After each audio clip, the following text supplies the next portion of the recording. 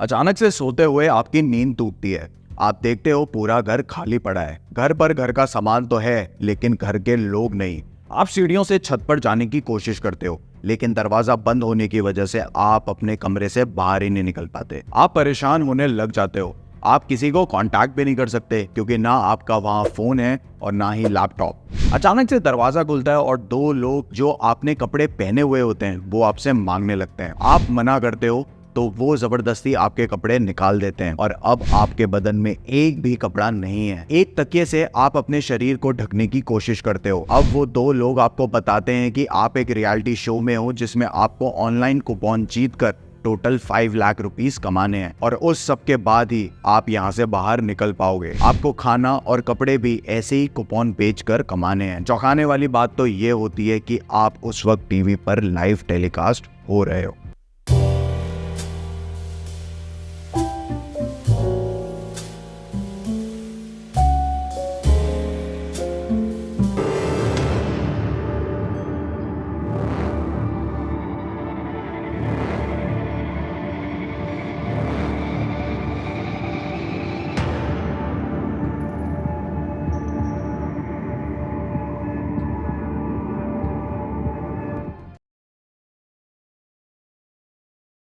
ये सब सोचकर भी रूह कांप जाती है ना। लेकिन क्या हो अगर मैं आपसे कहूं कि ये एक इंसान के साथ सच में हो रखा हो। एक ऐसा टीवी रियलिटी शो जिसने हैवानियत की सारी हदें पार कर दी थी सिर्फ और सिर्फ अच्छी टीआरपी मिलने की वजह से। ये कहानी है जापान के रियलिटी शो और उस शो के कंटेस्टेंट की जिसका नाम नसूबी था। The story of Nasubi. Nasubi का असली नाम तोमोआकी हामात्सु था लेकिन उस शो में लोग उसको नसूबी के नाम से ही जानते थे, इसलिए मैं भी आपको इस कहानी को नरेट उसके नाम से ही करूंगा, मतलब नसूबी से। तो ये कहानी शुरू होती है 1998 में जब एक पॉपुलर जापानीज शो में नसूबी विनर बना और उसको मौका मिला एक और रियलिटी शो में जाने का जिसका नाम था डेनपा शोनेन। अगर आपको किसी भी रियलिटी शो के लिए सिलेक्ट किया जाएगा तो ऑब्वियसली उसके रूल्स और रेगुलेशन आपको बता दिए जाएंगे, लेकिन नसूबी के साथ ऐसा कुछ भी नहीं हुआ था। उसको इस आने वाले रियलिटी शो के ना रूल्स बताए गए थे और ना ही कुछ और। नसूबी हमेशा से ही एक कॉमेडियन बनना चाहता था और शायद तभी रूल्स ना बताने पर नसूबी ने ज्यादा ध्यान भी नहीं दिया था क्योंकि ये उसके लिए एक बहुत बड़ी अपॉर्चुनिटी थी। नसूबी की आंखों में पट्टी डालकर उसको एक वैन में बिठाकर एक अननोन रूम में लाया जाता है। रूम में आते ही उसको सारे कपड़े निकालकर देने को बोला जाता है। गेम के रूल्स काफी ज्यादा अजीब थे कि पूरे चैलेंज के दौरान उसको अकेले रहना है। इस रूम से बाहर आने के लिए उसको टोटल 1 मिलियन येन कमाने होंगे। उसको मैगजीन्स के थ्रू ही पैसे जीतने थे। ना घर से बाहर जा सकते और ना ही किसी से कांटेक्ट कर सकते थे। और तो और रूम में बस एक पिलो, टेबल, बहुत सारी मैगजीन्स थी और एक किचन थी जिसमें सिर्फ पानी था। मतलब उसको खाना, कपड़े, यहाँ तक कि टूथपेस्ट और टूथब्रश सब कुछ जीतना था। तो गेम स्टार्ट होता है और पहले 6 दिन नसूबी जमकर प्राइज जीतने की कोशिश करता है। पूरे 6 दिन भूखे रहने के बाद फाइनली 7वें दिन नसूबी ने खाने की आइटम जीती जो था एक जेली का बॉक्स। नसूबी बिना कपड़े, बिना कुछ खाए पिए एंटरटेनमेंट में कोई भी कमी नहीं कर रहा था। वो लोगों को एंटरटेन करते रहता था, लेकिन कब तक?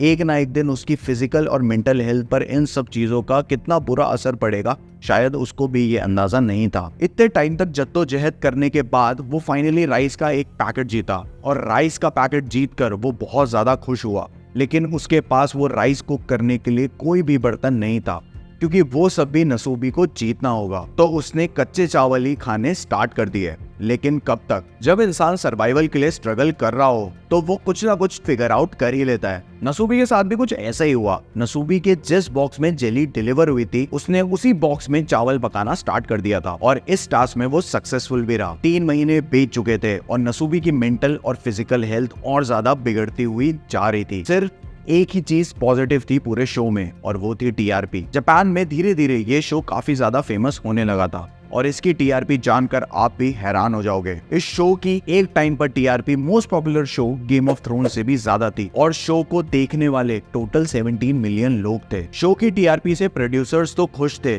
लेकिन इन सबसे अनजान अकेला नसूबी सिर्फ और सिर्फ वो 1 मिलियन बनाने की कोशिश कर रहा था। ना ह्यूमन इंटरेक्शन, ना खाना और ना ही कपड़े। बहुत टाइम बाद उसने पहनने के लिए कुछ जीता और वो था लेडीज अंडरगारमेंट। जो उसके फिट भी नहीं हो रहा था। आप बस ये सोचिए कि इस सब का नसूबी की मेंटल हेल्थ पर क्या असर पड़ रहा होगा। लेकिन किसी को भी उस चीज से कोई भी फर्क नहीं पड़ रहा था, क्योंकि प्रोड्यूसर्स पैसे कमा रहे थे और ऑडियंस एंटरटेनमेंट। कुछ टाइम बाद उसने एक स्टफ्ड एनिमल जीता जिसका उसने नाम रखा बिनासु, और जिससे वो बात किया करता था। सोचिए नसूबी किस हद तक अकेला हो गया था कि अब वो एक नॉन लिविंग थिंग को अपना कंपेनियन बनाकर उससे बात करने लगा था। धीरे धीरे नसूबी ने वैक्यूम क्लीनर, टीवी, टूथपेस्ट और टूथब्रश जीता। जी हाँ, टूथब्रश और टूथपेस्ट। मतलब उसने 3-4 महीने तक ब्रश भी नहीं किया था। नसूबी खाने के लिए इतना ज्यादा मजबूर हो गया था कि उसने डॉग फूड भी कंज्यूम करना शुरू कर दिया था। उसने कई दिनों तक डॉग फूड कंज्यूम करा। इतना सब कुछ झेलने के बाद नसूबी ने पूरे 335 डेज यानी कि 11 महीने बाद इस चैलेंज को पूरा किया और टोटल 1 मिलियन येन यानी कि इंडियन रुपीस में कैलकुलेट करें तो 5,68,822 जीत लिए थे। और उसको शो की तरफ से एक इंटरनेशनल ट्रिप पर घूमने के लिए भेजा गया, साउथ कोरिया, जहां पर नसूबी ने इतने टाइम बाद अच्छे कपड़े और काफी सारा खाना खाया। लेकिन ये सब एक ट्रैप था और कुछ नहीं, क्योंकि शायद प्रोड्यूसर्स की भूख अभी तक नहीं मिटी थी। नसूबी को फिर से साउथ कोरिया के ही एक अननोन अपार्टमेंट में भेजा जाता है और वहां पर उसके साथ वही होता है जो उसके साथ जापान में हुआ था। अब चैलेंज ये था कि उसको वापस जापान जाने के लिए पैसे कमाने हैं और इस बार उसको कमाने थे 50,000 येन। अगर इंडियन रुपीस में कन्वर्ट करें तो 28,447 रुपीस। लेकिन शो के प्रोड्यूसर्स इतनी आसानी से नसूबी को कैसे छोड़ देते, और टीआरपी को देखते हुए उन्होंने 50,000 येन से नसूबी का टारगेट टोटल 57,000 येन कर दिया था, और वो भी उसको बिना बताए। और 2 महीने में इस चैलेंज को खत्म करने वाला नसूबी कुछ और महीने यहाँ पर बिताएगा, या फिर कुछ और नहीं, शायद काफी, क्योंकि उसका गोल 57,000 से बढ़ाकर अब शो के प्रोड्यूसर्स ने टोटल 81,600 कर दिया था। और ये टारगेट भी नसूबी एंटरटेन करते करते अचीव कर लेता है। और जब शो के प्रोड्यूसर्स उसको ब्लाइंड फोल्ड करके